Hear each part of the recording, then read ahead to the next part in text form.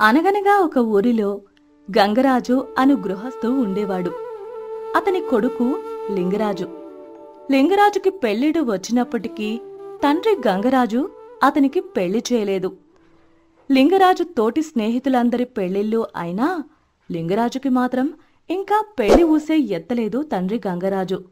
ఇలా ఉండగా ఒకరోజు, ఏమిట్రా లింగరాజు, ఈ సంవత్సరమైన మన స్నేహితులందరికీ పెళ్లి భోజనం పెట్టే ఉద్దేశం ఉందా, లేదా ఇంకా నీ పెళ్లి కార్యక్రమం వాయిదా వేస్తావా? నాకు మాత్రం పెళ్లి మీద ఆసక్తి లేదనుకుంటున్నారా? మా నాన్నగారితో ఎప్పుడు పెళ్లి విషయమే మాట్లాడినా ఇంకా నీకు చాలా సమయం ఉంది, అప్పుడే నీకు పెళ్ళేమిట్రా అని వాయిదా వేస్తూ దాటేస్తున్నాడు. అంటే ఇంకా నీకు పెళ్లి చేసుకునే వయసు రాలేదంటాడా మీ నాన్నగారు? నీ వయసులో మేమంతా పెళ్లి చేసుకోలేదా, సంసారం చేయట్లేదా? వయసంతా అయిపోయాక చేసుకున్న ఏమి ఉపయోగం ఉండదు కదరా. పెళ్లి విషయంలో ఆలస్యం ఎందుకు చేస్తున్నాడో గట్టిగా అడిగి అటో ఇటో తేల్చిపారేసే. లింగరాజుకి పెళ్లి చేసుకోవాలని ఎంత ఉబలాటగా ఉన్నా తండ్రిని పెళ్లి చేయమని అడగలేకపోయాడు. అయితే ఎంతకు తన తండ్రి పెళ్లి ఊసే ఎత్తకపోయేసరికి ఇక ఉండబట్టలేక తానే ఒకరోజు తన తండ్రితో, నాన్నా, నా తోటి స్నేహితులందరికీ పెళ్ళిళ్ళైపోయి పిల్లలు కూడా ఉన్నారు. నా స్నేహితులంతా ఈ సంవత్సరమైనా పెళ్ళవుతుందా లేదా వీడికని ఎగతాళి చేస్తున్నారు. ఈ ఏడైనా నాకు పెళ్లి చేయండి నాన్నా. ఇంట్లో పనిచేయడానికి అమ్మ కూడా లేదు. మీకా వయసైపోయింది. నాకు పెళ్లి చేస్తే వచ్చినావిడ ఇంట్లో పనిచేస్తుంది, నాకు తోడుగా ఉంటుంది, నాకొక కుటుంబం ఏర్పడుతుంది. కాబట్టి నాకు పెళ్లి చేయండి నాన్నా అని అడిగాడు లింగరాజు. అందుకు తండ్రి కొడుకును దగ్గర కూర్చోబెట్టుకొని, ఒరే లింగరాజు, పెళ్ళంటే మాటలనుకున్నావా? అంత సునాయాసమేమీ కాదురా. ఎన్ని సాధక బాధకాలుంటాయో తెలుసా? ఎన్ని కష్టనష్టాలను ఎదుర్కోవాలనుకున్నావు? అదో పెద్ద తతంగం, బ్రహ్మాండమైన కార్యక్రమం. పెళ్ళాం వస్తే ఎత్తుగడల్ని, ఆమె వేసే ఉపాయాల్ని ధీటుగా ఎదుర్కోవాలి. అందుకెంతో గొప్ప తెలివితేటలు కావాలి. చాలా ఓర్పు నేర్పు ఉండాలి. అవి నీకున్నాయో చెప్పు? నువ్వేమో చాలా అమాయకుడివి. దాంతో కొడుకులో ఆలోచన మొదలైంది. అట్లయితే నేనేం చెయ్యాలి? భార్యను ధీటుగా ఎదుర్కొనే తెలివితేటలెలా వస్తాయి? ఏం చేస్తే పెళ్లి చేసుకోవడానికి నేను అర్హుణ్ణి? కొడుకు తండ్రిని అమాయకంగా అడిగాడు. గంగరాజు యోచించి ఆలోచించి సముచితమైన సలహాను ఇలా చెప్పాడు. దేశ సంచారం చెయ్యాలి, జ్ఞాన విజ్ఞానాల్ని సంపాదించాలి. ముఖ్యంగా చేమ బిగువు, కప్ప లఘువు, ఆడవాళ్ల చమత్కారం, ఈ మూడు తెలుసుకోవాలి. అప్పుడే నువ్వు భార్య వేసి ఎత్తుగడల్ని చిత్తు చెయ్యగలవు. అప్పుడు పెళ్లి చేసుకోవడానికి నువ్వు అర్హుడువవుతావు. నాక్కూడా ఒక భరోసా కలుగుతుంది.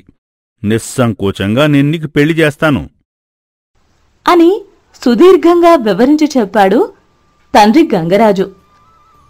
లింగరాజు తండ్రి చెప్పింది విని బాగా ఆకళింపు చేసుకున్నాడు. సరే, నేను దేశ పర్యటనకు వెళ్ళి జ్ఞాన విజ్ఞానాలు తెలుసుకుని విజ్ఞానవంతుడిగా తిరిగొస్తాను. మాట తప్పకుండా పెళ్లి చేస్తావా, లేదా మళ్ళీ తిరగబడి చేసి ఇంకా ఏదైనా తెమ్మంటావా? చెప్పండి నాన్నా. లింగరాజు మాటి అన్నట్లుగా అడిగాడు, తండ్రి వైఖరిపై అనుమానం పడుతూ. నీవన్నీ తెలుసుకుని తెలివైనవాడిగా తిరిగొస్తే తప్పకుండా పెళ్లి చేస్తాను. అప్పుడు నాకు నీ గురించి ఏ చింతా బాధ ఉండవు.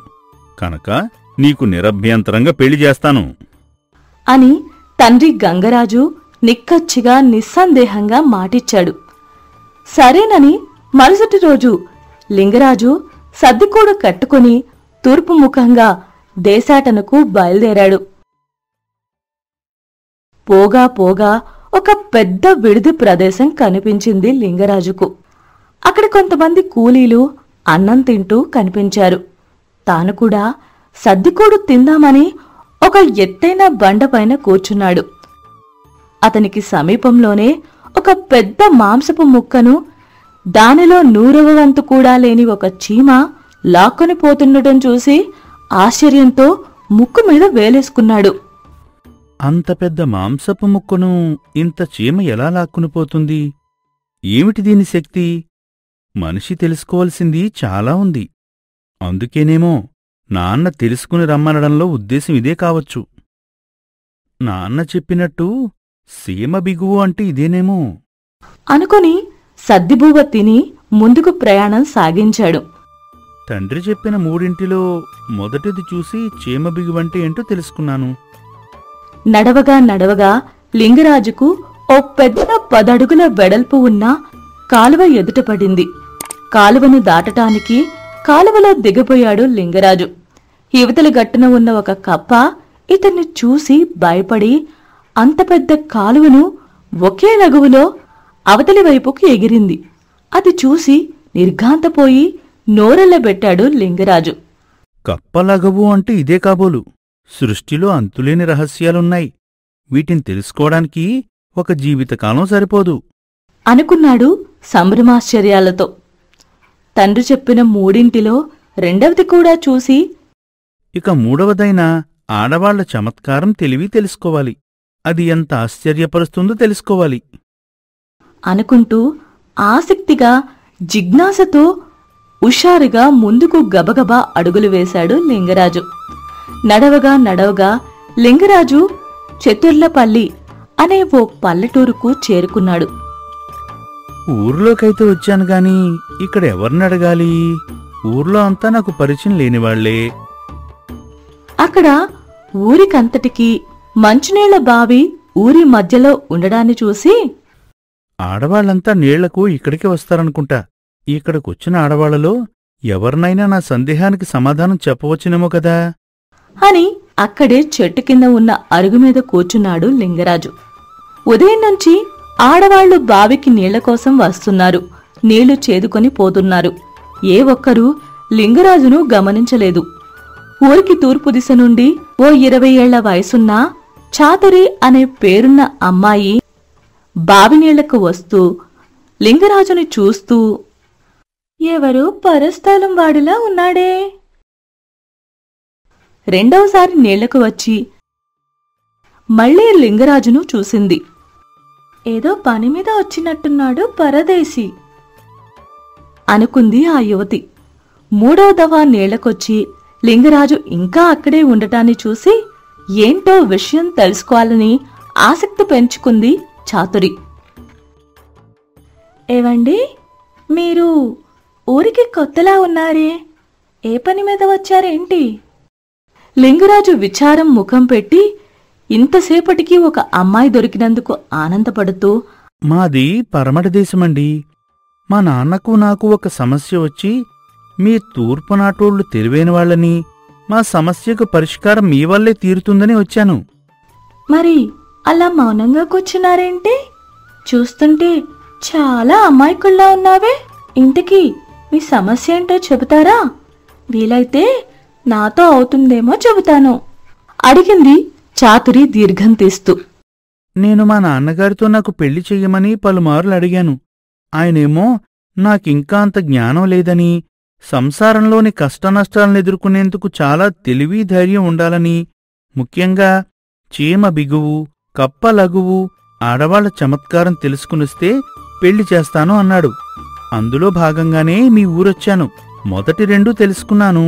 ఇంకా మూడవదైన మీ ఆడవాళ్ల చమత్కారం తెలుసుకోవాలి. అది మీ వలన తెలిస్తే చాలా సంతోషపడతాను. అవునా? అయితే నా వెంటరా, పట్టపగలే చుక్కలు చూపిస్తా అని ధీమాగా తన వెంట పిలుచుకుని పోయింది. కొత్త వ్యక్తితో వచ్చిన చాతుర్ని చూసి తండ్రి సింగరాజు, ఎవరితడో? ఇతన్ని నేనెప్పుడూ చూడలేదే. పూర్తిగా కొత్త వ్యక్తిలా ఉన్నాడు అని ఒకంత ఆశ్చర్యంగా అడిగాడు సింగరాజు. ఆ నాయనా, ఈయన మనకు దూరపు సుట్టం. మొన్న ఓసారి చిన్నత్త వాళ్ళ బావగారి కొడుకు దేశాంతరాలు పోయి ఉండినాడని చెప్పినారు గదా, అది ఇతనే. వరుసకు నాకు బావ అవుతాడు. ఈ మధ్యనే ఇతనికి పెళ్లి నిశ్చయమైంది. మనకు పెళ్లి విషయం చెప్పడానికి వచ్చాడు అని చెప్పింది అనుమానం రాకుండా. అలాగా? అయితే మధ్యాహ్నం భోజనంలోకి కోడిని కొయ్యాల్సిందే.